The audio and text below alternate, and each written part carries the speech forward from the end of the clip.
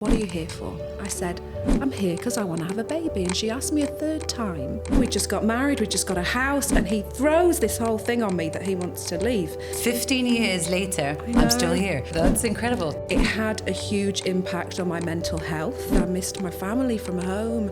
I missed my friends. What was happening beneath all of that people perhaps weren't aware of? I tried to conceive with my husband for nearly 10 years and so many miscarriages.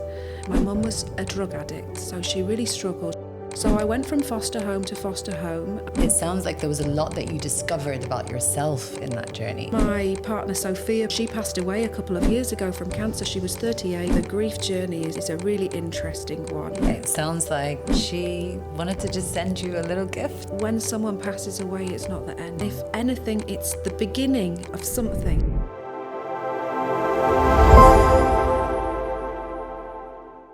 Rachel, welcome, welcome. I'm so excited you're here to my What She Never Said podcast.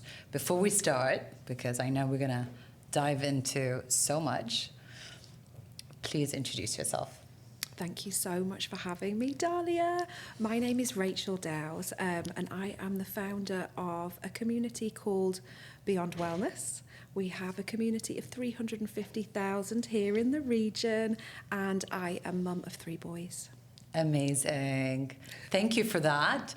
And if you don't know Beyond Wellness, start to follow. Definitely. Yes, please. Yeah, start to follow. Amazing retreats and amazing lots of different journeys that Beyond Wellness does, which is definitely something that you should look up and start following and go on the retreats. It's amazing. Please do follow us at Beyond Wellness DXB. We're running lots of different retreats, lots of wellness events across town, and lots of other things popping up internationally as well. So it's super exciting. Amazing. I mean, I love Beyond Wellness. We've obviously worked together at Beyond Wellness, and it's been a huge part of my own journey as well, as I know that you've impacted so many women. And yeah, I'm sure there's so much that we're going to dive into in this conversation. I'm just so excited. So I always ask my first guest this question because we go through many stages of our lives. And I'm curious to know, where is Rachel in the chapter of her life today? I would say that at the moment I'm definitely in a building phase. Okay. So I've been in the region for 15 years. I've been building this community over the last 10 years. I have 350,000 who are part of our community, which we are so proud to have. We've been around the world. We've been doing a lot. We've had a lot of wellness activations in the region. It's been a super exciting time. But now I'm really in a new phase because we've built this beautiful community that wants to have a home. So now we're in the phase, which is probably the most exciting phase yet, which is that we're going to create our own wellness space. That's incredible. So this is happening. Congratulations. Our community has been asking for a very, very long time, and now it's happening. Wow. So there's been a lot of conversations happening. It's been a new phase of growth for me in learning. I'm sure. In learning about negotiations, in having conversations with investors, looking at the right locations for us. I've had to become a builder, an engineer, all of those things at once. But it's been a really exciting time. I'm really excited to be able to launch that. Yeah, that's incredible. Yes. I mean, when you looked at starting Beyond, I have so many questions. First of all, what made you move to Dubai? Like, what was that decision? You said you moved with your husband? Yeah, I moved with my husband. Was that for the job? Well, really, to be honest, actually, my husband had his job, and he came to me and he said, we just got married. Yeah. And he said to me, I want to go to Dubai. I've got an opportunity there. Okay. He's in engineering. And this was where? This was in the UK. Okay. So this is in Manchester. We were living there. We just got married. We just got a house. And he throws this whole thing on me that he wants to leave. And I was like, we're going to Dubai? And he was like, yeah. I'm like, we've never even been there before. What are we going to do? And he was like, I think this is the right thing to do for us. I was very reluctant because I'm from the countryside. My family, I lived up in the Lake District, very green, very the opposite of Dubai. And kind of I thought that there might be a lot of things that I wasn't familiar with and I wasn't going to really enjoy very much. But I said, listen, we're going to do this for a year and we'll see how it goes. Like so many people say. And 15 years later, we're still here. We've had our family, and there isn't anywhere that I would rather be, quite honestly. I feel the same. Exactly the same story. It was meant to be a year. Yes. 15 years later, I'm still here. So that's incredible. Totally. This is the thing. Yeah, this is Dubai just locks you in. It totally does. So I started out in the corporate world, and my background has always been about experiential design, retail, fashion. Spent a lot of my time working with different brands here in the region. But to be quite honest, it was a really rocky road. I think the region is wonderful while it has so many amazing opportunities, amazing people to work with. At the same time, I think the expectation is very, very high on the people who work here. At In what way? What do you mean? I was working 6-day weeks, you know. I was traveling a huge amount. I didn't know which country I was in. It had a huge impact on my mental health. Okay. It did get to a point where I was like, I can't do this any longer. And thankfully, my world came into a new phase because of my own wellness journey. So hold on, when you say I can't do this any longer, what was that? Corporate grind. I couldn't do it any longer. Like, what were you feeling? Like, what was happening that time? It was a really difficult time. I think I was mentally and physically exhausted. My husband and I obviously weren't spending any time together. We were coming to Dubai to live this dream, and it really was the opposite of that. I was not connected to people as well. I felt really isolated. I missed my family from home. I missed my friends. And while there were so many people around us, it was really difficult to have meaningful relationships, because if you're hopping on one flight to another place and another place, and you're so exhausted by the time the weekend comes round, it doesn't really support you in finding your tribe, you know. So I felt very lonely. I felt disconnected from myself, my husband, my friends, and I knew that there needed to be a different way to move forward. So that is when my life dramatically changed, and I decided that I wanted to do something different. I wanted to go into the wellness space, and I wanted to support other people who were in the same situation as me, maybe. And there were a lot of them working crazy hours and really not having their people. I wanted them to find a space where they could find people who were experiencing the same things and share with them. I'd been to a lot of classes. I'd done a lot of yoga classes, a lot of breathwork classes, you name it. But what I found that was missing is a genuine sense of community and support network. So I created Beyond Wellness with my partner, who has passed away now a couple of years ago, Sofia. Yeah, I'm sorry. That was it was a lot. Really sad. It was a lot. Yeah. It was a lot, but it was a real dream for both of us. Yeah. It was a wonderful, wonderful life coach who was also in the corporate world with me and was, you know, had the same challenges and wanted to support other people in the corporate world, you know, to bring wellness into their daily lives, you know. So we started giving back to corporates. How did you meet Sofia? I met her in a company that I was working with in fashion. So she was managing multiple brands. I was managing multiple brands. She'd actually just been on one cancer journey already before that. So I was supporting her through that process. And we had a lot of laughs together in a very difficult work environment that was probably quite toxic, to be quite honest. She was really my rock. So we both started giving back what we could. I was already a Reiki master. I'd already done theta healing. I'd done these sorts of modalities to help myself mostly. I then went on the coaching journey with Sofia. She'd learned so many things from Tony Robbins and these sorts of amazing people in the wellness and coaching world. So I then went to do my own coaching as well, and we thought, how can we give back while we're doing what we're doing? Obviously, we can't jump. We can't jump ship. We've got, you know, our own commitments. We have our own homes, all of these sorts of things. But what can we do to fulfill ourselves, right? So in the meantime, we started working with some of the partners from the fashion company that we were working in. We started giving back. How can we coach you? How can we support you? How can we do meditation with you, maybe mindfulness, breath work, all of the tools and techniques that we'd learned for ourselves? Let's give back. It's so important. It's so important. Yeah. And I mean, it's becoming a lot more, but I'm sure back then it wasn't as common as it is now. Like now, corporates, they will put budgets towards those things and, you know, they'll allocate time. I still think there could be a lot more done. Yeah, sure. But it just makes such a difference when your team are really feeling good. They can just give more. It's amazing. Happier, healthier teams are more productive and better teams. And they can achieve better results. Deliver. Exactly. So we started giving back. We were lucky because the companies we were working with, we already had amazing clients or partners that we were working with, Google and these sorts of brands. So we started giving back to them, giving free sessions. And the feedback was overwhelming. People loved it. They were like, wow. And the difference in these people is that they'd never done anything wellness before. Wow. So you might have been working with people who were in their 50s or even 60s and they're just over all of it. Yeah. And we were doing a mindfulness session with them and they would come out and they would cry.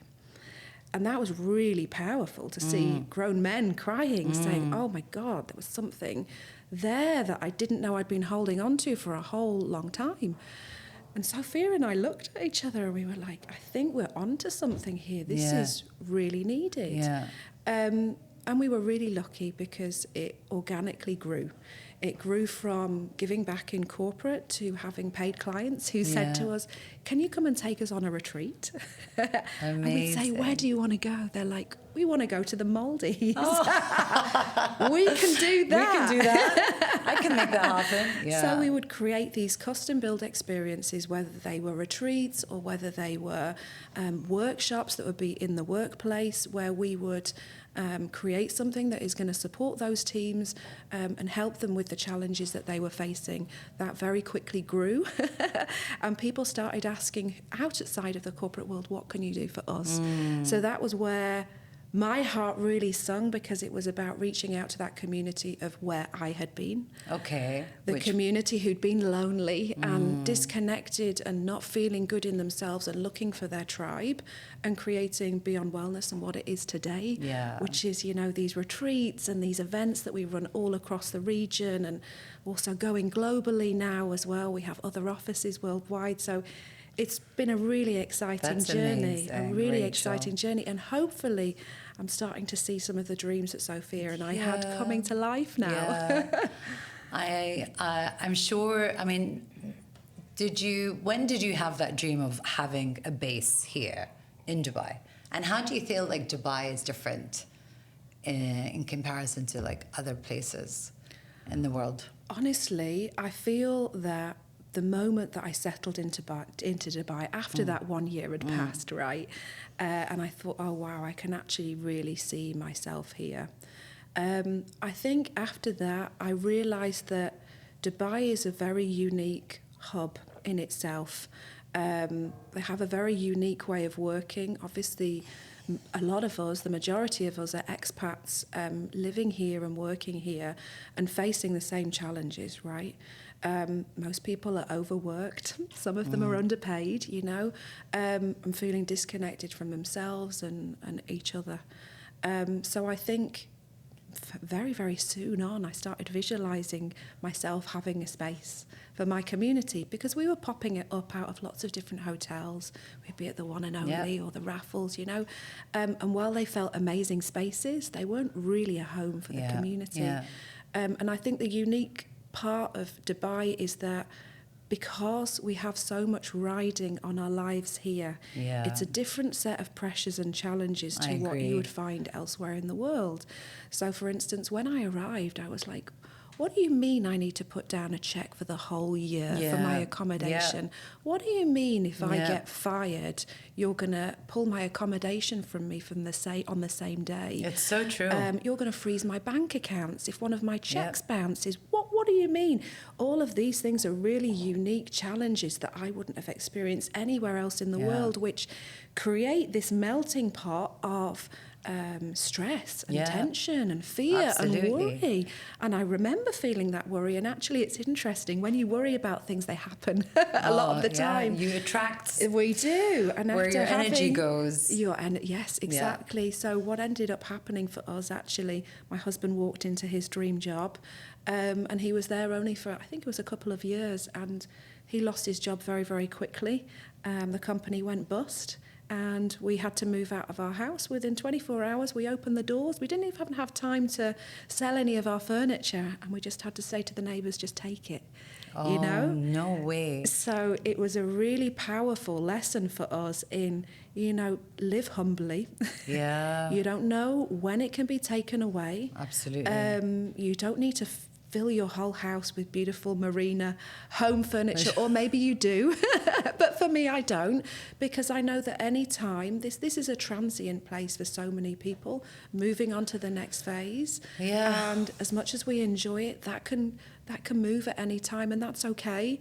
And it's helped me to be really mindful, to be in the moment. To be in the moment. You know? And what I'm hearing also is like that non-attachment to things or, you know, objects. Yeah. And I always say, like, it's okay to still want them. Yeah, it is. Yeah. There's nothing wrong with that. Yeah.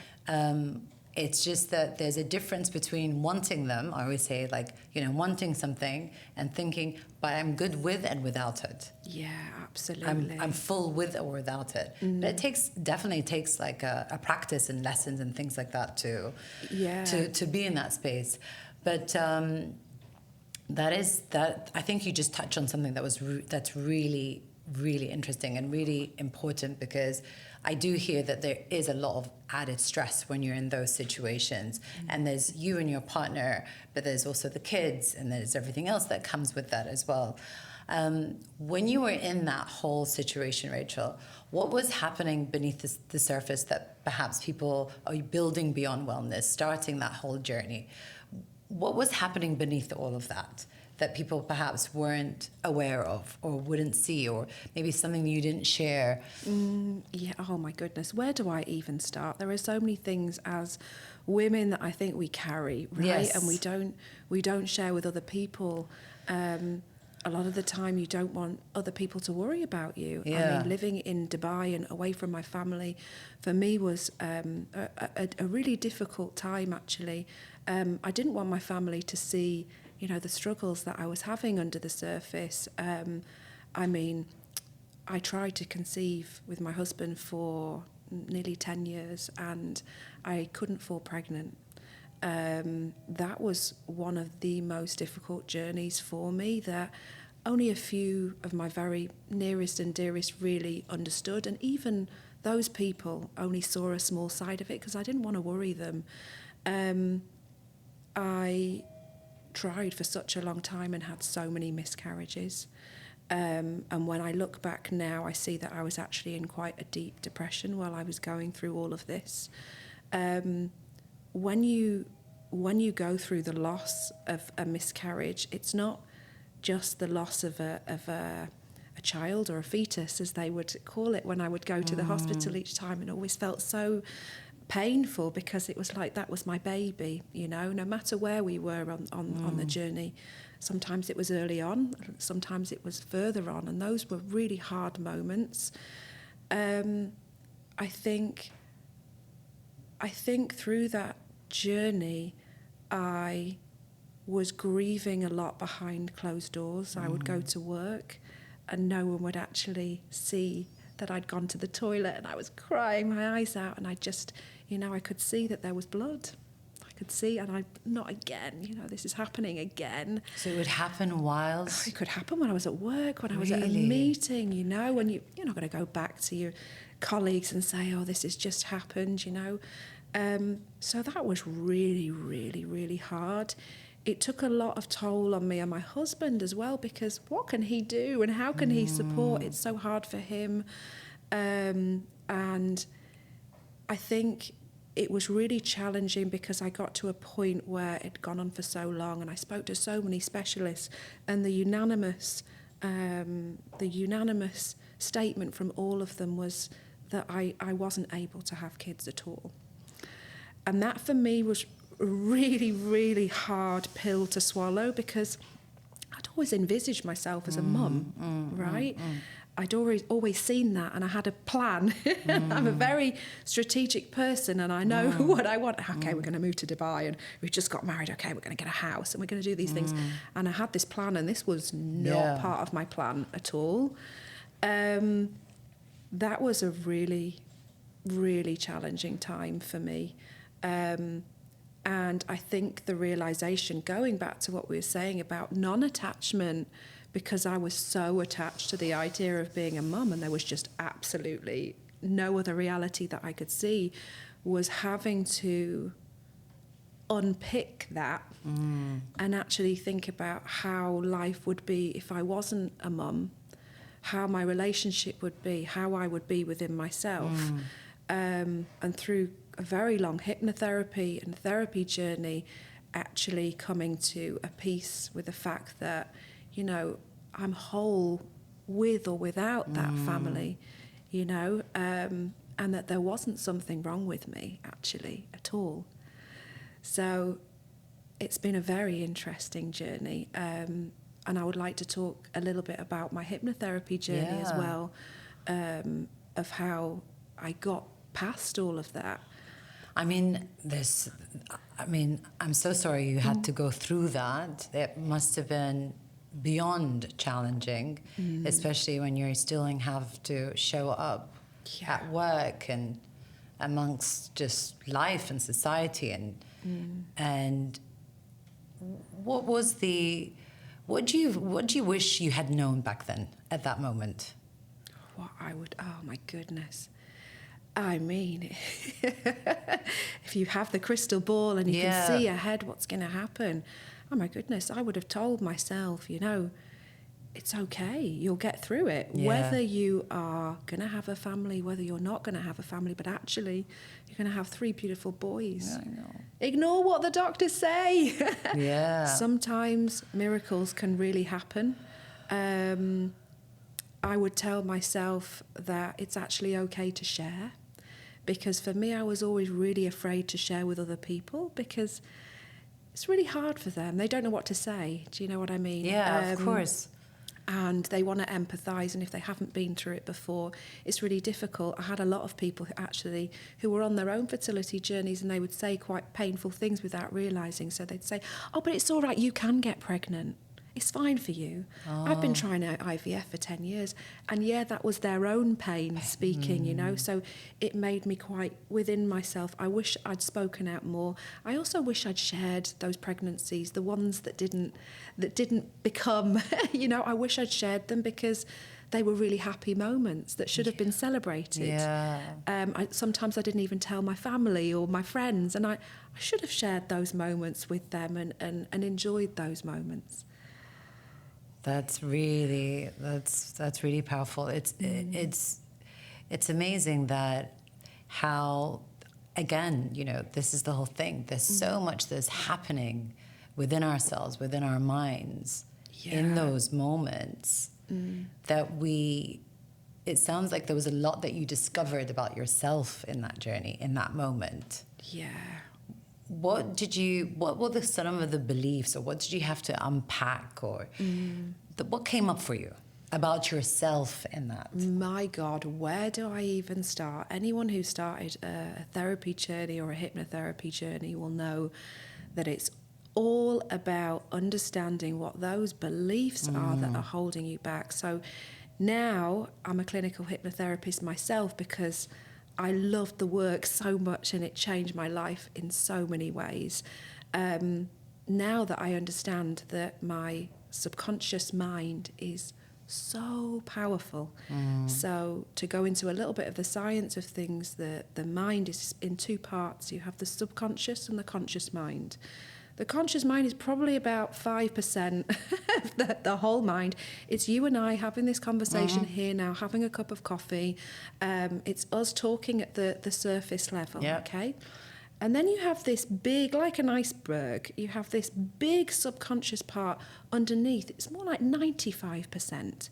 And this is ruling the roost. It is driving you. It's your autopilot that gets you from A to B on Shakeside Road, going through, you've been on the road for an hour and you're like, how the hell did I even get there? I don't even know, because that part of you is so deeply embedded that it just moves you from one place to another. So we think that we're in control of everything, but actually, honey, the subconscious is pushing us into places that we don't even realise. The subconscious is also packed up with all of our conditioning, all of that stuff, right? Your social environment, your economic status, your religious background, what your mum said, what your grandma said, what the great-grandma said. And all of that becomes very embedded in our subconscious minds. And what it actually ends up doing is giving us belief systems about ourselves, about the world around us, that are biased, let's say. So unpacking beliefs, what beliefs did you have to unpack that you discovered that you were carrying? Yes. So this takes me back to the first time I saw my hypnotherapist. I went into her room. This was at the point where I'd been trying to conceive for 10 years and I was emotionally spent, okay? So I went into the room and there's this lovely lady sitting at the table and she says to me, what are you here for? And I said, I'm here because I want to have a baby. And she said, what are you here for? I said, I'm here because I want to have a baby. And she asked me a third time, what are you here for? And I screamed at her, I want to have a baby. How dare you? Did you not hear what I said the first time? She said, I heard what you said, but that's not what you're here for, and I will show you why you're here. I just got goosebumps all over. I thought, what a bitch. Oh my God. Who does she think she is? But what proceeded to happen over the course of 6 months is that she unpacked why I really was there. Yeah. Why I was there was not actually about having a family at all. Why I was there was actually about all of the belief systems and the things that had happened in my early life up until the age of 7 years old. There's a famous saying that says, give me a child until he is 7 and I will show you the man. And that is because everything that happens in that early childhood state will impact the person that you become, your beliefs, your everything. Absolutely. You're absorbing, you're like a sponge at that age. And for me, my early childhood was not an easy one. So I was born in London. My mum was a drug addict, so she really struggled. She was 15 years old when she had me. So she had me in a children's home. She didn't have a partner. My father wasn't on the scene at all. So I went from foster home to foster home, and my mum was really trying to keep me, but it wasn't the right thing to do. You know, so after nearly 5 years, I was adopted eventually, and wonderful, amazing life after that. But prior to that were so many, I can see now that I've unpacked with my hypnotherapist, asking me, what are you really here for, was to unpack all of that stuff. So for me, it was learning that there wasn't something wrong with me, right? So you could probably, as an adult, say, of course there was nothing wrong with you. You were a child. Your mum was a drug addict. You know, you couldn't do anything about that situation. But actually the reality of a child's lens is always that everything is about them. So if mum and dad are arguing, that's their fault. Yeah. You know, if mum isn't able to continue the relationship and you're looking for another family, that's your fault. And it wasn't until I saw the hypnotherapist that I actually realised I believed that the whole thing was my issue. Maybe I did something wrong, you know. Mum was on medication. Maybe I didn't help her with that medication. I think it was all also compacted by the fact that when I said goodbye to her, and I'll never forget that. That was a really tough goodbye, and I remember it very, very vividly. I went to take her some flowers, and I went to take her some chocolates, and she was not in a good space at all. And she threw them all at me, and she said, you see, I'm crazy. I'm crazy and it's because of you. It's your fault. I'm like this because I'm losing you. My life will never be the same. Well, believe me, I held on to that belief, that there was something wrong with me and that it was my fault. And we unpacked through my hypnotherapy and my therapy. In that journey, I was like, oh my God, is that why I want to do everything perfectly? So it started with my mum and dad, of course. I arrived with them. They'd had multiple, similar to myself, miscarriages. My mum had had stillbirths. It was really rough. So when I arrived, there was a huge celebration. And I was so grateful for that, right? But at the same time, I wasn't able to really acknowledge everything that had come before, right? No one really acknowledged the fact that there was grief there, that I might miss my family and I might miss where I came from, So that was something that I had to unpack as well. I also had to unpack my mum's belief systems, as in my adoptive mum's belief systems, because she told me over and over again, it was so hard to have a baby. It was so hard. I never managed to have a baby. So difficult. So you feel like you associated having a baby being so hard? I did. And then look at my biological mum's journey, that when you have a baby, the baby's taken away from you anyway. So there were so many beliefs there that I needed to unpack. The first is that there wasn't something wrong with me. I'm perfect as I am. The second is doesn't have to be difficult to have a family. For some people it is. I'm not saying that anyone else's journey is going to be the same as mine. But for me, what I realised is that I was holding on to so many things within my body that my body said absolutely no. And when I look back, it wasn't just the miscarriages. Prior to that, I'd had really poor women's health. Do you have endometriosis? Don't you? There were loads of other things there. And I genuinely believe, and I see as a clinical hypnotherapist, the power between the mind and the body. And if we're holding on to certain things that are really intense beliefs, they're going to have an energy to them. They're going to have a power, and they're going to impact your body. So when I went through that hypnotherapy process, to be very honest, after the first couple of weeks, I was like, actually, this isn't about a baby. This is about everything else, and I need to heal all of that. And that was a process. It was such a learning. It was amazing. I'm like, oh my God, I get why I've been people pleasing. Oh, I get why I want to do things perfectly. I get all of it now.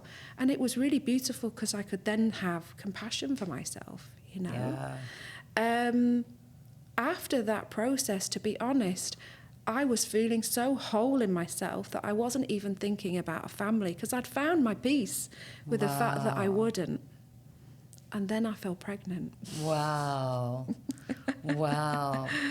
That's incredible. Really. It's amazing, because it's just, again, it's what you just said at the beginning, right? This whole attachment to something, and when you just let go of it, and it's so much easier said than done. Like, I get it, because when you want something that is so meaningful to you as having a baby and motherhood, it's hard to just be like, oh, don't attach yourself to it. For sure. It doesn't work like that. But it just sounds like it was such you said the word peace just now. You said, when I went through those 2 weeks, it was just peaceful. How, talk me through to what that felt like from your day-to-day in comparison to what it was like before, perhaps, starting that hypnotherapy. When you say peace, what did you feel at that time that you weren't feeling before? Oh my God, let's be honest. I mean, anyone who's experienced loss will probably be able to tell you that it's a really desperate thing to feel. The energy was heavy. It was hard to do anything. It was hard to do work. It was hard to make my relationship, good. It was hard to give to that relationship, to my work, to myself as well. I didn't have that level of self-compassion at that time. I was like, oh, Rach, come sort yourself out. What is wrong with you? That was my belief. What is wrong with you? What is wrong with you? When I got through that, it's like a really big weight was lifted from my shoulders. I just felt relief to feel whole again. And I realised that I don't think I'd ever felt what wholeness even was.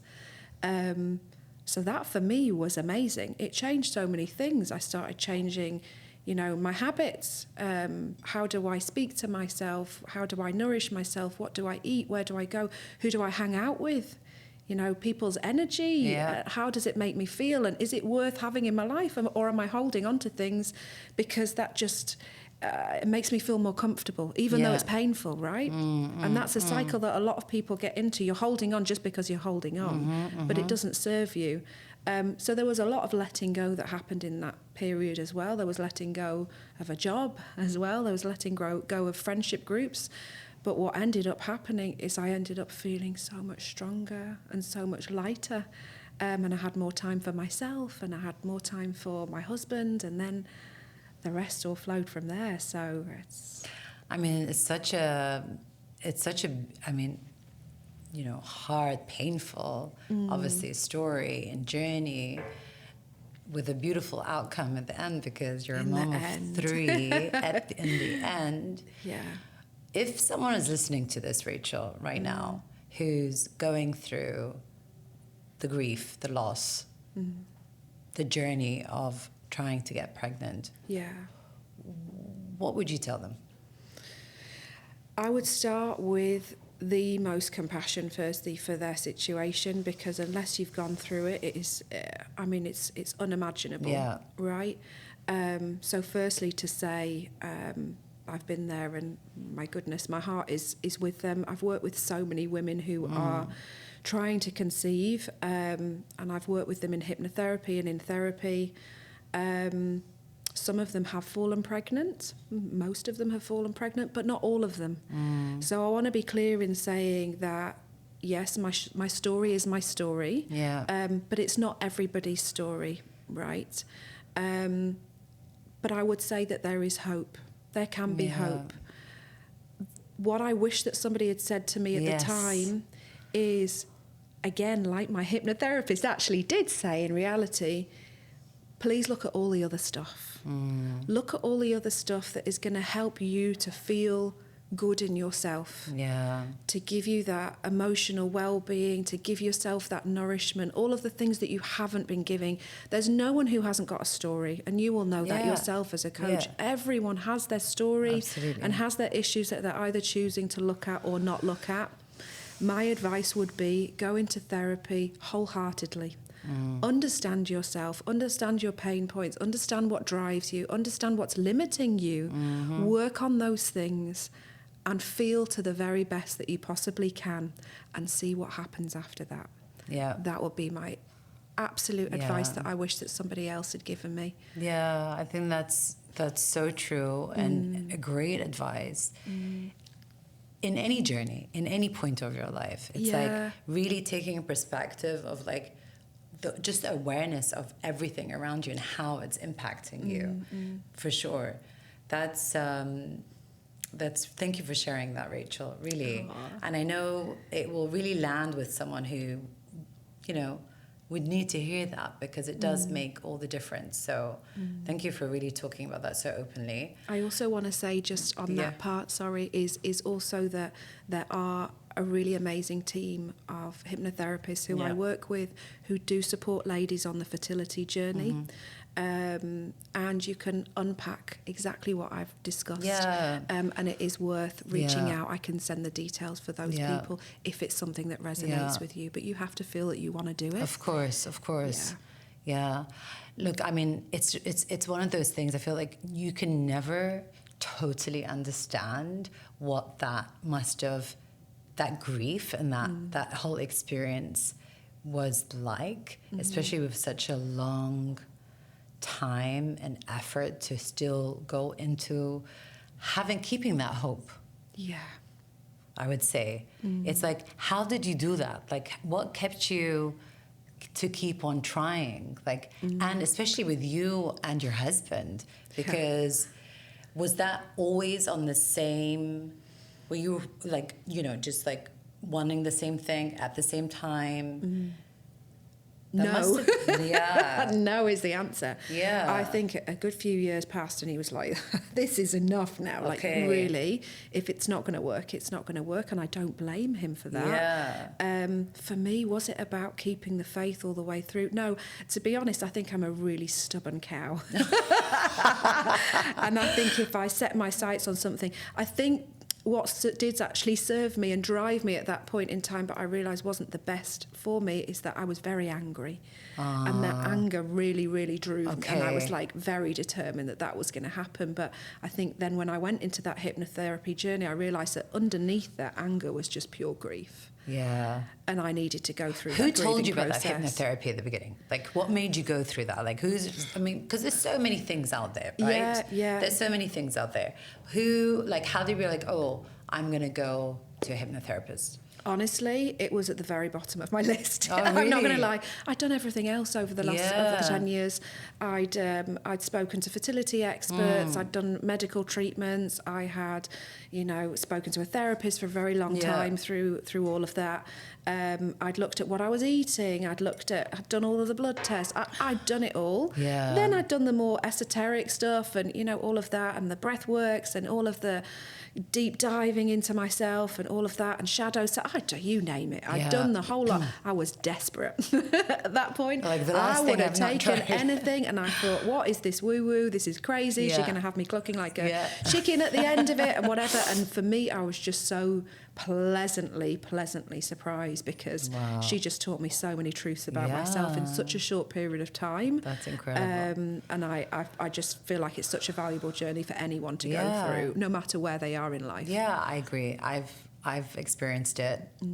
Amazing. Yeah. Yeah. And again, you know what? I think it's something where you've just got to try, because we're all different. Yes. And different things just work in you at different times of your life also. Yeah. I would say, how open and receptive you are to certain things. But yeah, so 3 kids later. 3 kids later. Am I crazy? 3 kids later. After the first baby, after the first How was pregnancy. it? Talk me through. Hold on, just one moment. So you'd gone through 10 years. Of trying. And you went into the hypnotherapy. You started to unpack and unlearn and relearn and all of that within yourself. Yeah. You found peace. You fell pregnant. Fell pregnant. I was like, what the? Yeah. I did not expect this. Yeah. And it has happened very quickly within this process of the hypnotherapy. So how long was the hypnotherapy for? 6 months. I did it for 6 6 months. Okay, and in that time, I was feeling like a whole different person. I remember going to the doctors and saying, the same doctor who'd said, this isn't going to work for you. You went back? I was just going to say, did you ever speak to that doctor again? I did. I went back and I was like, I'm pregnant. And he was like, well, you shouldn't be. This is not a good pregnancy for you. You shouldn't be continuing that. We know that the situation with your body and whatever else and your health challenges, it's not a good pregnancy. And I said, thank you, but no thank you. I never went back to see him again. And I went through my pregnancy to full term with absolutely no issues. And I thought, baby number 1, I'm just lucky. I've been really lucky. Oh my God, I'm just going to enjoy this baby. And then number 2 came. Did you, that's amazing. But hold on, baby number 1, boy. Yeah, boy. Yeah. So when you found out that you were pregnant, yes. How did you share the news right away? Did you keep it private? Yeah, I was very inward about it. And having so many, difficult situations and miscarriages, I was really worried that was going to happen again. I waited way into my pregnancy before I went to the doctor to go and tell him and explain the whole thing, I didn't really share with a lot of people. It was just between my husband and I. And admittedly, I was really scared throughout the whole process, to be honest. Yeah. When a doctor in a white suit tells you something, it's a fact. There's nothing else, right? And for me, again, going back to the unpacking, it was like, but is that true? Really, is that true? Factually, is that true?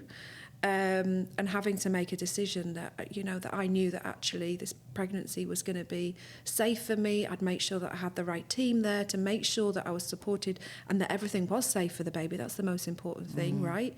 And yeah, I had a hypnobirth. It was beautiful because I had so many fears around the birth and whatever else. More things I needed to unpack because we're like the layers of an onion and it's relentless and we need to do it for the rest of our lives.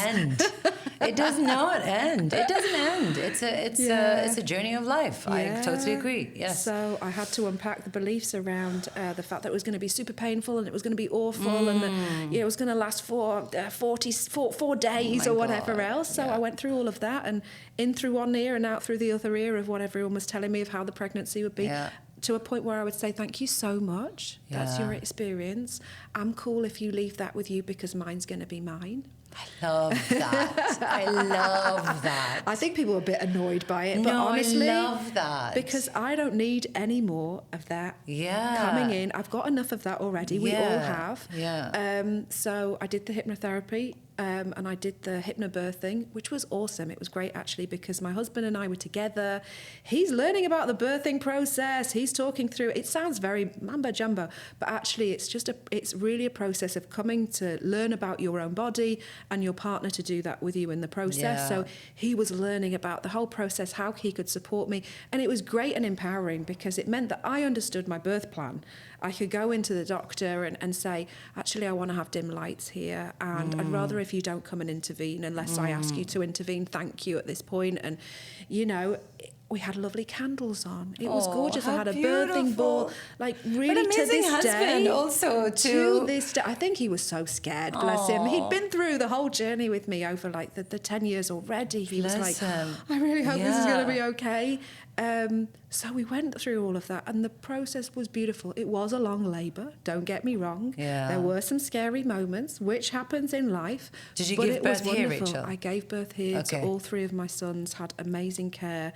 And I loved that journey because it just made me feel so in control of my own body. And I think feeling safe in your own body is such an important thing. And so many of us, when we dive deep, realise that actually we don't feel safe, especially as women, right? Yeah, and being thankful to our bodies. And appreciating all that it does on every second of the day, whether we're asleep or awake. Yeah, absolutely. It's the gift that we have is that. Yeah, that's so. That was birth number 1. That was birth number 1. And how did it feel? Like, oh my God, the relief when I held my baby. Oh, when I heard my baby cry. Oh, makes me emotional. I just can't think of any more wonderful feeling at all. Relief, but then also I have to say that was a very beautiful, you have that beautiful adrenaline and all of that, but what nobody tells you is that there will also be really painful moments. So I remember having the moment with my little one, and it had been a really long birth, don't get me wrong. It was beautiful. It was how I wanted it to be. But it was a good 2 days. It was intense. There were moments where I was like, do I persevere with this, or do I go and get an epidural, or do I go and get a C-section or whatever? I'm so glad that I pushed through the way that I did because he came out so relaxed and so happy and such a beautiful baby. But I remember one moment where I just had my skin to skin, and I said to my husband, you're going to need to take him.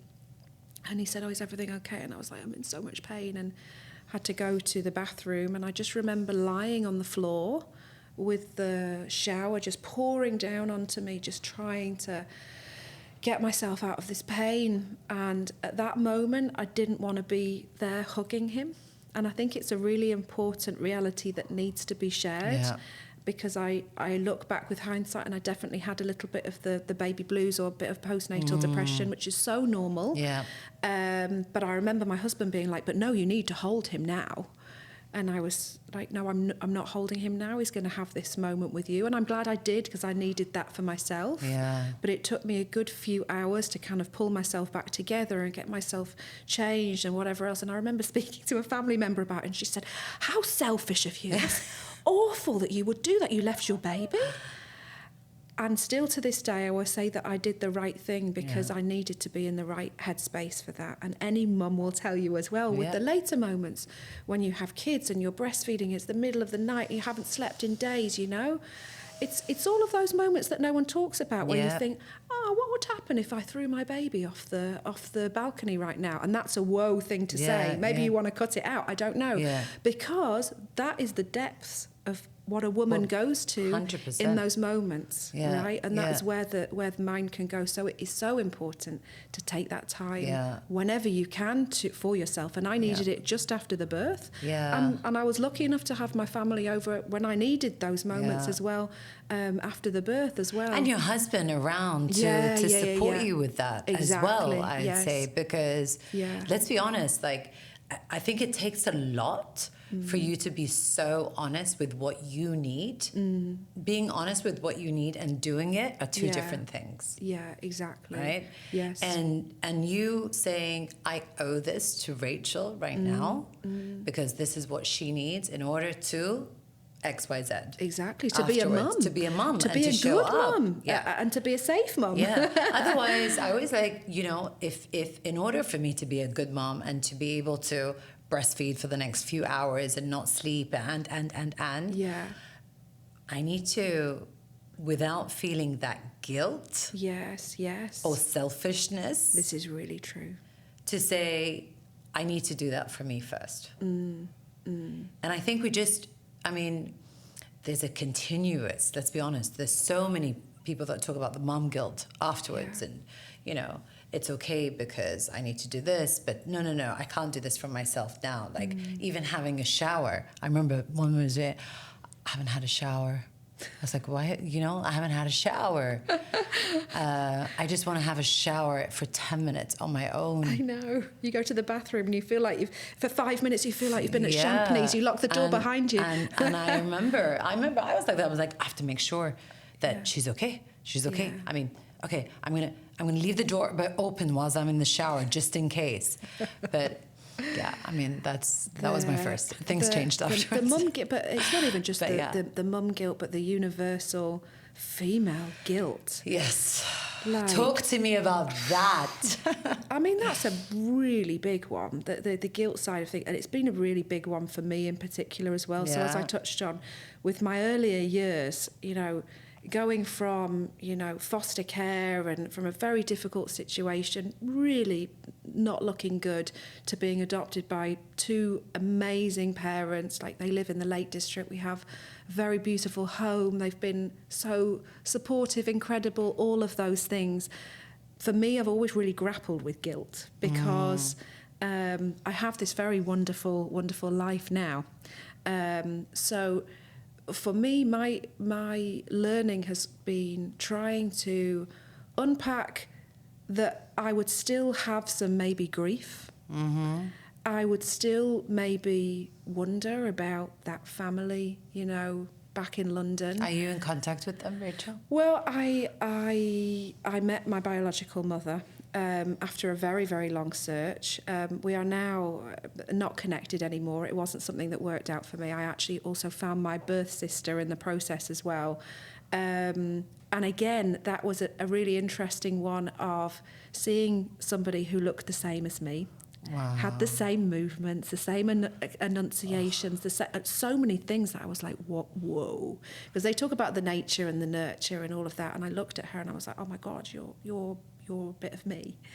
You know? Could see it. But I saw the polar opposites of individuals, right? So I'd gone to a beautiful school, I'd had a good education, I'd had a wonderful home, all of those really lovely creature comforts, couldn't wish for anything more. And then I would see her and she wasn't adopted. So there's two of us who had very, very opposite lives. She went fully through the care system. She didn't have financial. She didn't go to school. None of those things. So I had so much guilt. Every time I saw her, I felt awful because I was like, I've had this amazing thing and you have not. And from her side, I think she felt a lot of anger and resentment and frustration towards me. And really, honestly, I tried to keep that relationship going for as long as I could. But unfortunately, she was so deep in her own pain that it was impossible for her, you know, to keep that relationship, the two of us, going. So it's something I hope with time that I'll be able to reconnect with her. I know that she's had kids now, and I hope that through the journey and the lens of becoming a mum, maybe something might have changed, and maybe things can be different between us. I still keep hope. Yeah. Yeah. That's really, it's amazing how, you know, how life can really, you know, change your whole destiny, really, in that regards, that you don't have control over. Yeah. There's some things that we do have control over, and there's just others that you don't. Like, you know, you Yes. didn't choose to be adopted. Exactly. That's what happened to you. It happened to me. And she didn't choose not to be adopted. That's just, again, what happened to her. Yes, exactly. That's, I mean, yeah, I can't imagine what it was like to actually see someone that had your characteristics or looks or... I was just And it's staring amazing how, like this. I mean, were your blood related by Yes, blood? yes. But feel Yeah. no connection, Yeah. I would imagine. Exactly that. Because it's still a stranger. And the guilt that I wanted to feel that connection, and I'm like, but who are you? I don't know you. I feel for you, and that guilt of, and the interesting thing that I've learned now is that, you know, you can have a feeling of gratitude Yeah.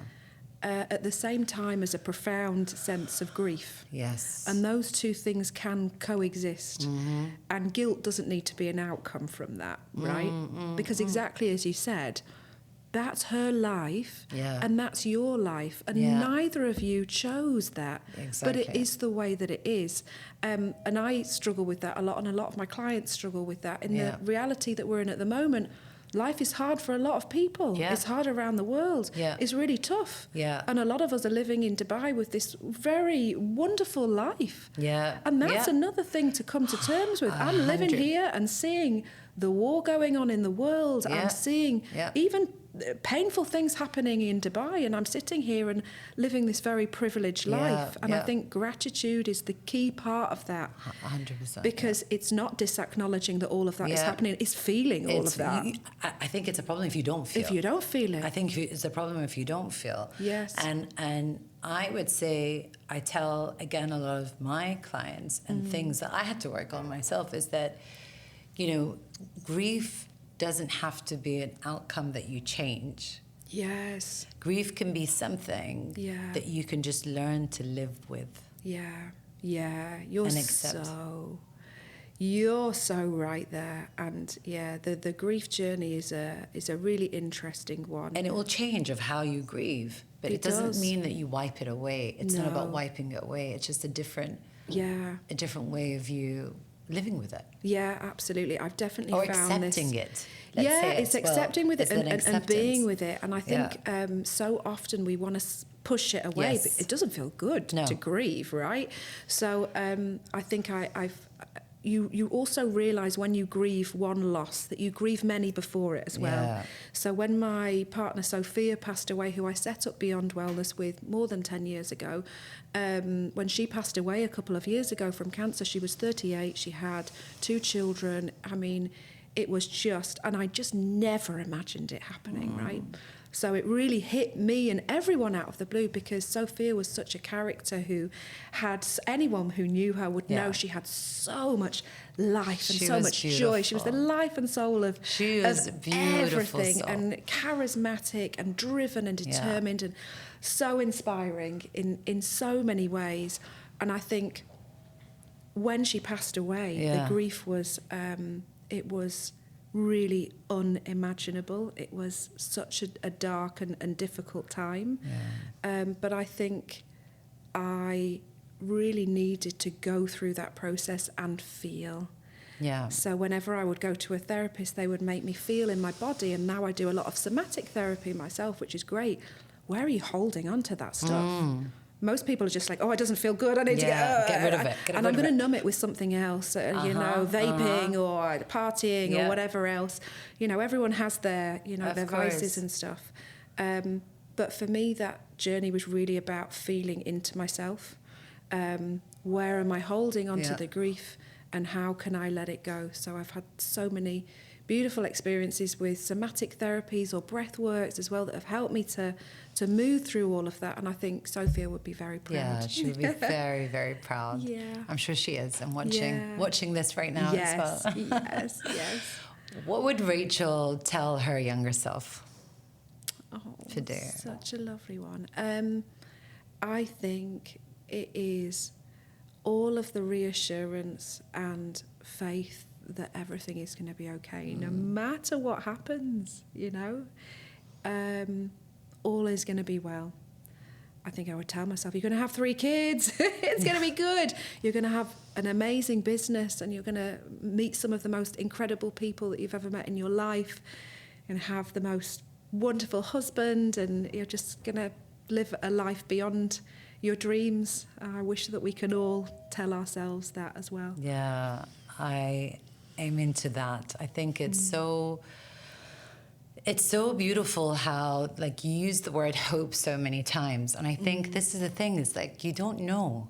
You don't know. You don't know what could be ahead of you. You don't know how big you can dream. I mean, dream big. Yeah. Because what's there to say that it won't happen? Absolutely. Or it can't happen. And I mean, look at us here having this conversation. We've known each other for years, and here we are having a podcast. You're doing all of this. I know. I'm going from a very small community when you met me to having 350,000 of them, and to be having our first wellness space. Yes, it's incredible. I mean, do dream big. Do dream big. Do dream big in every single way. Absolutely. But also at the same time, for me, what has helped me is just being also mindful in the moment, because as human beings, we're just like running towards the next goal, which is amazing.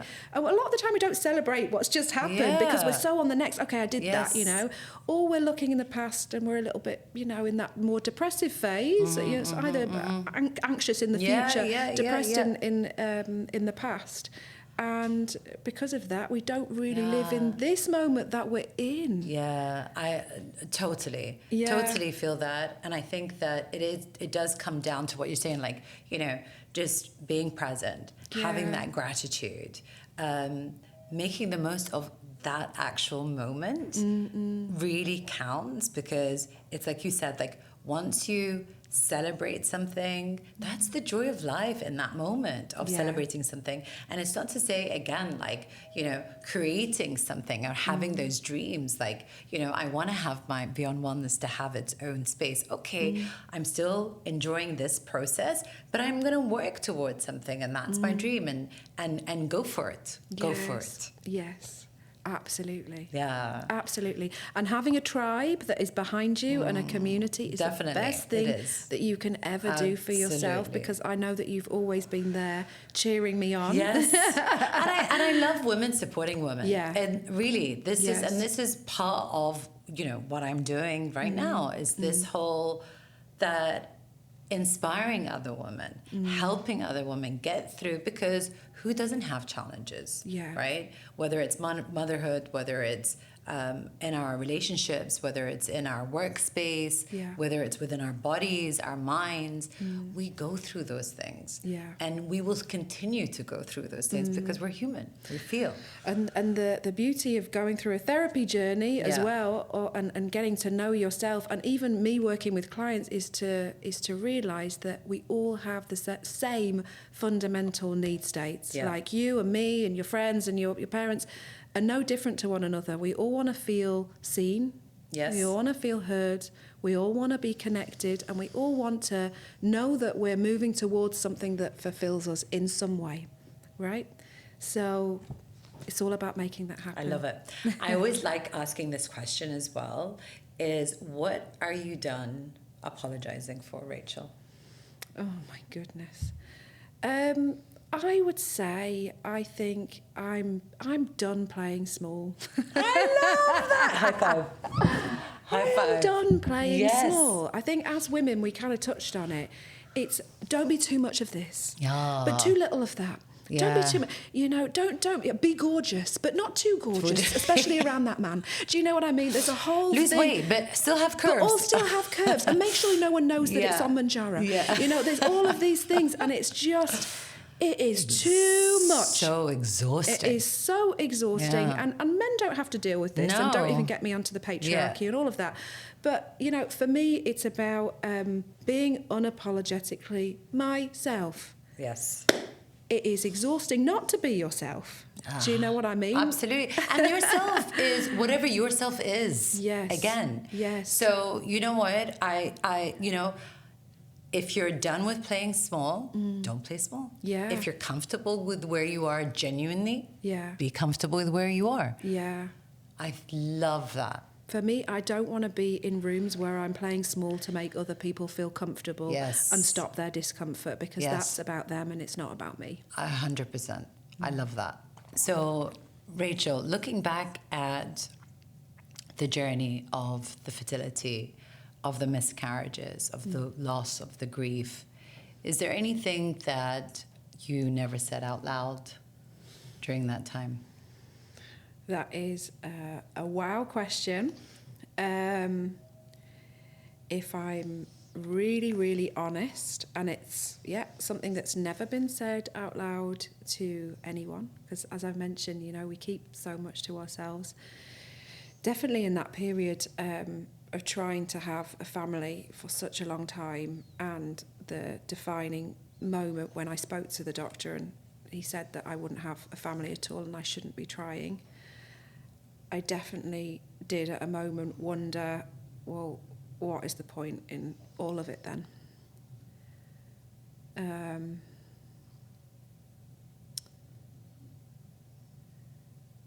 It's something I've not said to anyone before, but I think I created such a story and a narrative of who I saw myself being and the life that I saw myself having. And I did wonder if I couldn't have a family, whether it was really worth it. I think I was in a deep depression at the time, to be quite honest, and I wasn't getting the help and the support that I needed. Thankfully, very, very thankfully, I managed to get the support that was needed, and obviously don't feel this way now, but I do think it's really important to share this, because I'm sure so many other women have felt the same. When you're in the depths of a depression, when you're in the depths of loss, the depths of grief, and especially when you haven't got a support system or you're an expat living away from home, it can be really easy to feel very alone, very isolated, and that you don't know what the way forward is. Yeah. That's so honest and really raw. I really appreciate you just saying that, because it's so important for someone to listen to that and know that it can change. Yeah. And it can be really, really low, but it can change.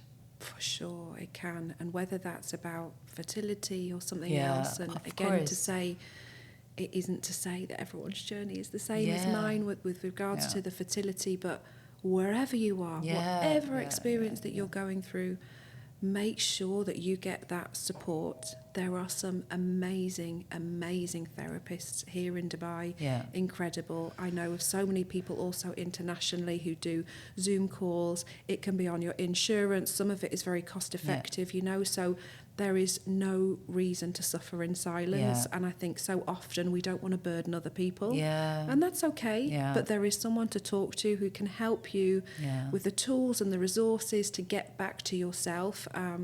And I hope that everyone listening, if you're experiencing something like that, will be able to reach out and get the support that they need. Yeah, don't keep it to yourself. No, don't keep it to yourself. Just don't keep it to yourself. Yeah. Like, say it out loud. Totally. And one thing I think that we forget when we're so busy not trying to burden other people is that actually to share is a gift. To share is a gift to the people who love us. I remember going through the miscarriages and saying to my friends afterwards that I'd been through them.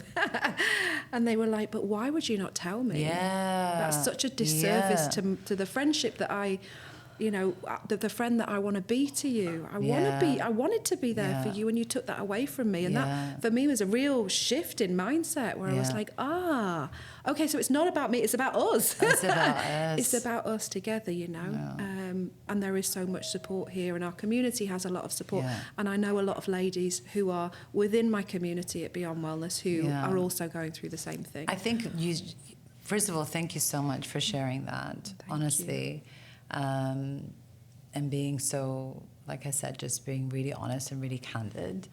And I think, you just touched on something that's really important, is that actually, you know what, when you look around, sometimes, a lot of the time, people are actually waiting to help, are waiting to be of service in some way, are waiting to support. And I'll never forget, Sophia would always tell me, from Tony Robbins, he would always say, the secret to living is giving. Yeah, I love that. And I couldn't agree with that anymore, because when you're with somebody else and you're giving back to somebody else, you're not thinking about all of your own internal crap. It's even when you're giving charity, totally, right? Actually, the reward that you feel from the giving is everything. Yeah, exactly. Is everything. What a beautiful story about Sofia. It sounds like she wanted to just send you a little gift at that moment. She did. And that was her energy of just being around you and uplifting you. And there's so much power into that, into what's possible from that regards with how they can connect with you and how they're around, and just you feeling it. It's so special. And still feeling it now as well, it's in so all special, of those special really. moments. So, I'm really grateful for that. Wanted to just say thank you so much. Honestly, it was such a beautiful conversation with everything. Thank you for being so open and so vulnerable. It takes so much courage to go into so many areas that you did. And I know it's going to help so many women who listen to this and happen to be in the same point in their life, chapter in their life. It could really impact them so deeply. So thank you so much. Oh, thank you so much for having me. Thank you for trusting in me and course. bringing me here. Yeah. It's an honour to share all of these things and things that I've never said before. Yeah. And thank you for doing this. Thank you for creating this beautiful platform that allows people to share all of the stuff that should have been said. Appreciate you so much. Thank you. I appreciate you. Women have so much wisdom. Yeah, we do. And it through our lived experiences. And I think there's nothing that can really teach someone or teach ourselves more than that. So thank you. Thank you, Rachel.